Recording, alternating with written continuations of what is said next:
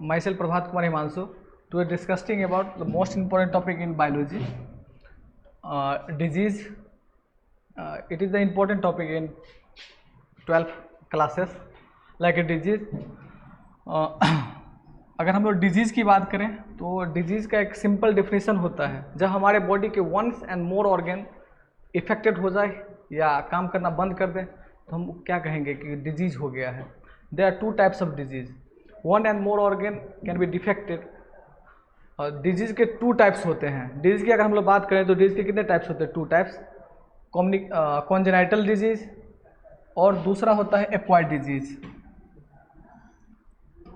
Congenital disease, in this disease present from birth. ऐसा बीमारी है जो बच्चे को जन्म से ही रहता है. और अगर हम लोग एक्वायर्ड डिजीज की बात करें तो एक ऐसे डिजीज होते हैं जो आफ्टर फ्रॉम बर्थ होते हैं, यानी बच्चे को जन्म के बाद आता है. अगर हम लोग एक्वायर्ड डिजीज की बात करें तो एक्वायर्ड डिजीज के टू टाइप्स है, कम्युनिकेबल डिजीज और दूसरा है नॉन कम्युनिकेबल डिजीज. अगर हम लोग कम्युनिकेबल डिजीज की बात करें तो कम्युनिकेबल डिजीज एक ऐसे डिजीज होते हैं जो सेपरेटेड होता है. In this disease separated from one person to another person. ये जो कम्युनिकेबल डिजीज होते हैं एक ऐसे डिजीज होते हैं जो एक व्यक्ति से दूसरे व्यक्ति में फैल जाते हैं, सेपरेट होते हैं.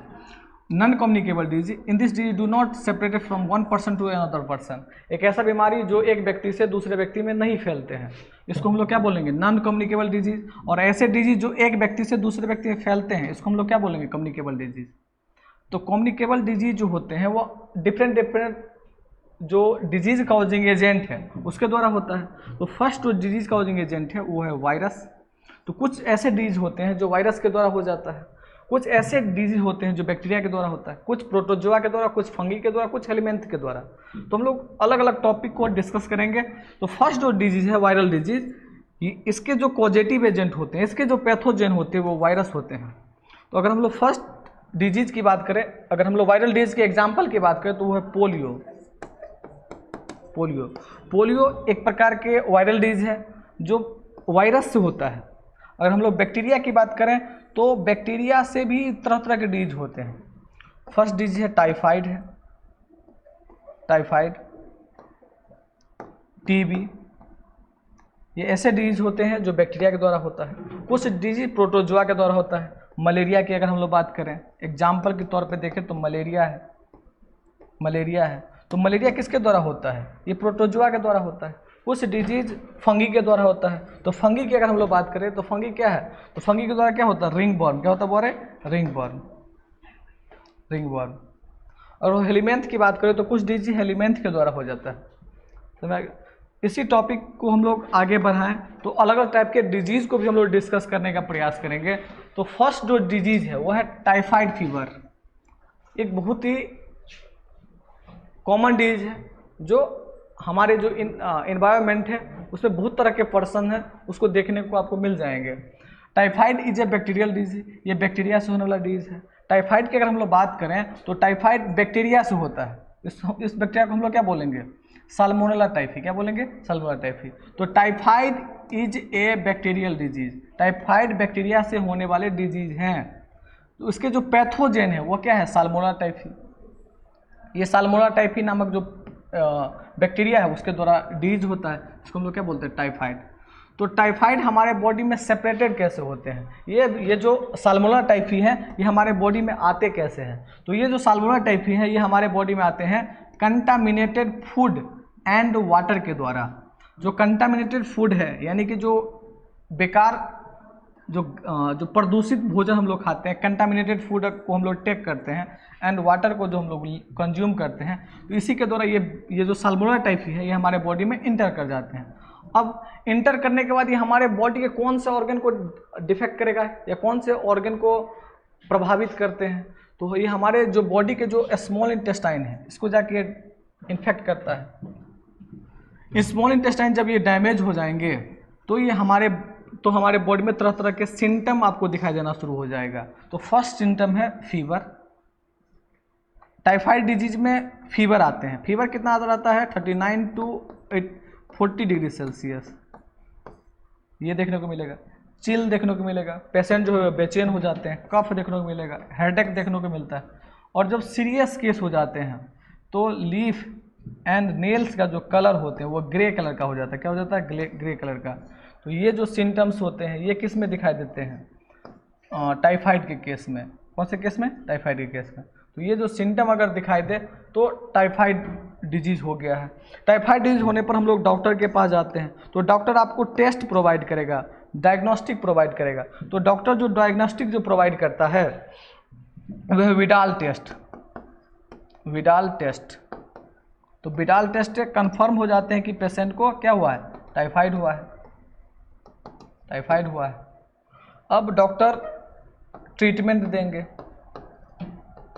ट्रीटमेंट देंगे तो ट्रीटमेंट में क्या देते हैं? डॉक्टर ट्रीटमेंट के तौर पे उसको एंटीबायोटिक मेडिसिन देते हैं। एंटीबायोटिक मेडिसिन देंगे। एंटीबायोटिक मेडिसिन देंगे।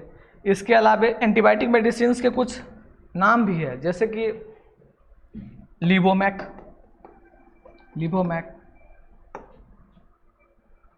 मेगापेन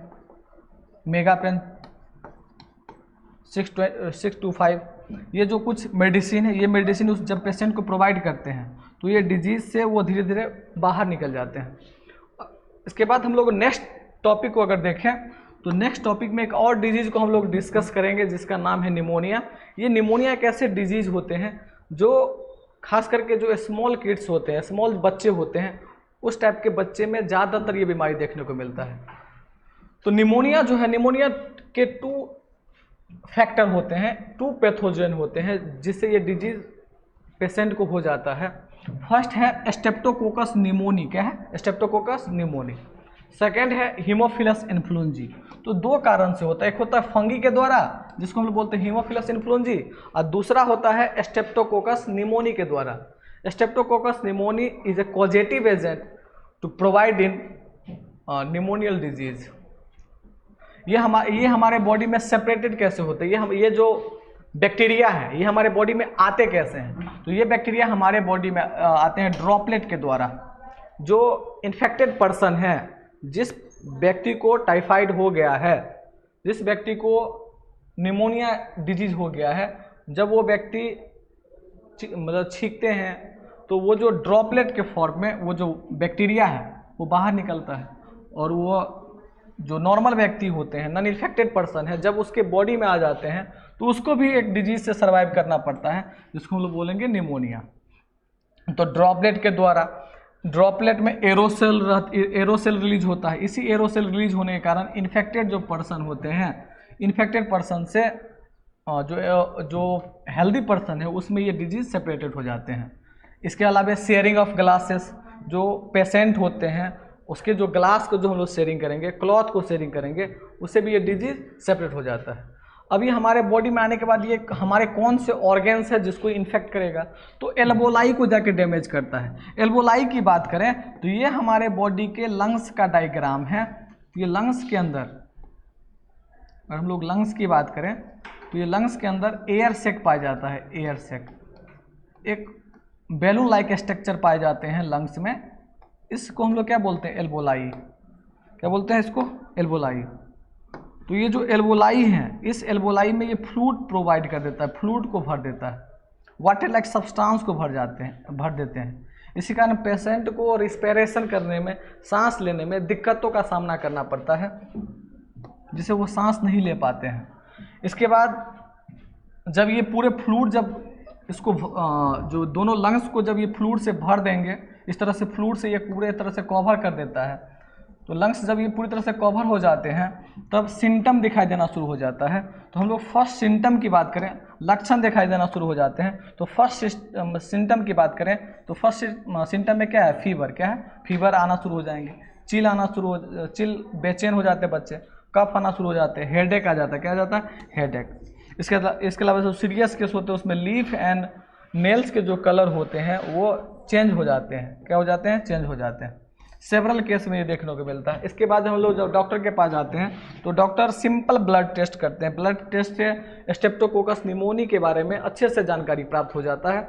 इसके बाद डॉक्टर ट्रीटमेंट देगा। तो जो छोटे बच्चे होते हैं, जो स्मॉल किड्स होते हैं, स्मॉल किड्स जो रिस्पिरेशन वो रिस्पिरेट नहीं कर पाते हैं, सही से सांस नहीं ले पाते हैं, तो डॉक्टर उसको क्या करता है, डॉक्टर ट्रीटमेंट के फॉर्म में उसके नोज में एक ट्यूब लाइक स्ट्रक्चर को डालेगा, एक ट्यूब को डाल देगा, और ट्यूब को डालने पर ये 2 ट्यूब को डालेगा, और ये दोनों ट्यूब जो होते हैं वो लंग्स में जाते हैं, और लंग्स में जितना सारा फ्लूइड जमा है उस फ्लूइड को क्या करेगा, वो स्टीम को डालते हैं, भाप को डालते हैं, जिससे उसमें जो फ्लूइड बैठा हुआ है ये फ्लूइड धीरे धीरे क्या हो जाएंगे, ख़त्म हो जाएंगे, धीरे धीरे फ्लूइड क्या हो जाएंगे, ख़त्म हो जाएंगे। जब ये फ्लूइड जब धीरे धीरे ख़त्म हो जाते हैं तो बच्चे सही से रिस्पिरेट कर पाते हैं, सांस लेने में उसको दिक्कत नहीं होता है। इसके अलावा बहुत तरह के प्रिवेंशन है, इस प्रिवेंशन से हम लोग इस डिजीज से बच सकते हैं। धन्यवाद। आज हम लोग एक इम्पोर्टेंट टॉपिक पे डिस्कस करेंगे, खास करके एक बहुत ही खतरनाक डिजीज़ के बारे में बात करेंगे हम लोग, जो हमारे आसपास के एरिया में और वर्तमान समय में जो इस टाइप के जो इन्वायरमेंट है इसमें ज़्यादातर देखने को मिलता है। उस डिजीज़ का नाम है कैंसर। क्या नाम है? Cancer it is not a contaminated disease. एक ऐसे डिजीज होते हैं जो एक व्यक्ति से दूसरे व्यक्ति में नहीं फैलता है।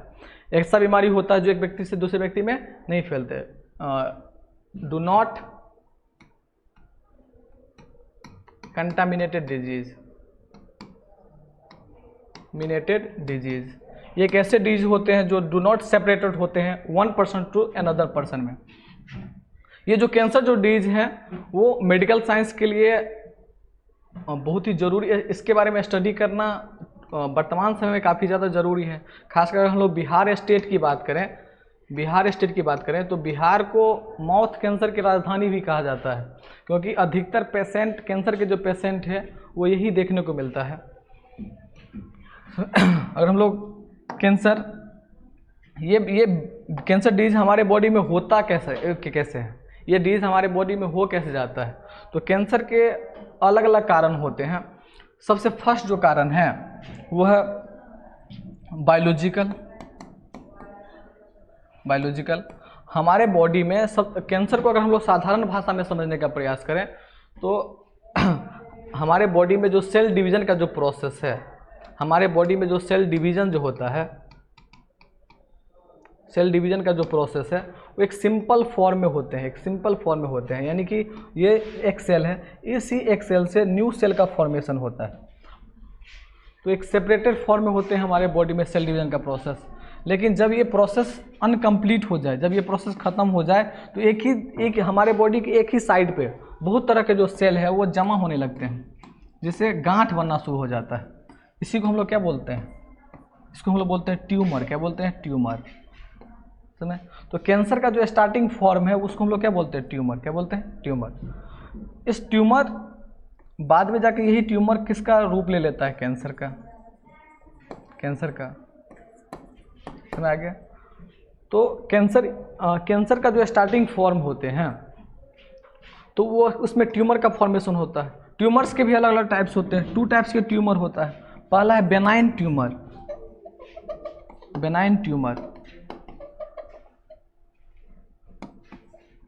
दूसरा होता है मेलिग्नेंट ट्यूमर। तो जो बेनाइन ट्यूमर होते हैं वो हमारे बॉडी के एक पार्ट से अनदर पार्ट में नहीं फैलते हैं। मेलिग्नेंट ट्यूमर जो होते हैं वो सेपरेट हो जाते हैं। एक पार्ट में अगर हुआ तो एक पार्ट से दूसरे पार्ट में भी हो जाते हैं। तो ये सब दिखाई देना शुरू हो जाएंगे। इसके क्या क्या कारण हो सकते हैं? तो इसके डिफरेंट कारण हो सकते हैं। जो फर्स्ट कारण जो हम लोग बात करें तो वो है बायोलॉजिकल फैक्टर। बायोलॉजिकल कारण है उसमें